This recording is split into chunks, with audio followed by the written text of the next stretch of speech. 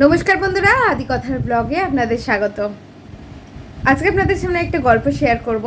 Facebook scroll করতে করতে হঠাৎ করে এই গল্পটা দেখলাম, তো গল্পটি শুনে খুব ভালো লাগলো, তাই আপনাদের সাথে শেয়ার করছি। গল্পটির নাম জীবনের মূল্য।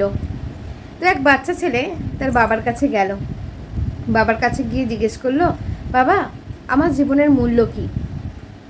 বাবা তখন তাকে একটা পাথর দিল এবং গিয়ে বলল, এই পাথরটা নিয়ে তুমি বাজারে যাও, আর বাজারে গিয়ে যদি কেউ তোমাকে এই পাথরটির দাম জিজ্ঞেস করে, তুমি বলবে এই পাথরটির দাম এটা দেখাবে, মুখে কিছু বলবে না, শুধু আঙুলে এই দুটো আঙুল দেখাবে।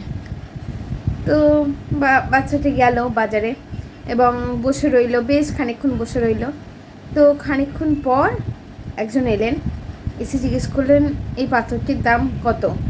তো ছেলেটা যথারীতি বাবার কথা মতো কিছু বললো না, মুখে হাতে করে এরকম দুটো আঙুল দেখালো। তো ওই যিনি পাথরটি কিনতে এসেছিলেন, তো উনি বললেন যে এই পাথরটির দাম 200 টাকা, দাও আমি 200 টাকা দিয়ে এই পাথরটি কিনে নিচ্ছি। তো বাচ্চাটা দৌড়ে বাবার কাছে গেল, দিয়ে বাবাকে গিয়ে বললো, বাবা, পাথরটার দাম কি 200 টাকা? বাবা বললো যে তুমি এই পাথরটা নিয়ে ওই দিকে যে মিউজিয়ামটা আছে সেই মিউজিয়ামে যাও। তখন ছেলেটি ওই পাথরটা নিয়ে মিউজিয়ামে গেল এবং মিউজিয়ামে একজনের ওই পাথরটা খুব পছন্দ হলো। তখন সেই মানুষটি বাচ্চা ছেলেটিকে জিজ্ঞেস করলো, এই পাথরের দাম কত? তো ছেলেটি যথারীতি বাবার কথা মতো মুখে কিছু বলল না, হাতে করে এই দুটো আঙুল দেখালো। তখন ওই মানুষটি বললেন যে এই পাথরটির দাম 20,000 টাকা, তুমি দাও আমি এই পাথরটা কিনে নিচ্ছি। তখন আবার সেই বাচ্চা ছেলেটা দৌড়ে বাবার কাছে গেল এবং জিজ্ঞেস করলো, বাবা, এই পাথরটার দাম 20,000 টাকা। তখন বাবা বলল যে ঠিক আছে, তুমি এই পাথরটা নিয়ে আবার ওই পাথরের দোকানটাতে যাও এবং ওখানে কি বলে দেখো। তখন বাচ্চাটা ওই পাথরটা নিয়ে চলে গেল ওই দোকানটাতে এবং একটা বয়স্ক লোক ওই পাথরটা ওই বাচ্চাটার হাতে দেখে ছুটে এলো এবং বলল, এই পাথরটা কত দামে বিক্রি করবে? আমি এই পাথরটা অনেক দিন ধরে খোঁজ করছি, কিন্তু কোথাও পাচ্ছি না পাথরটা।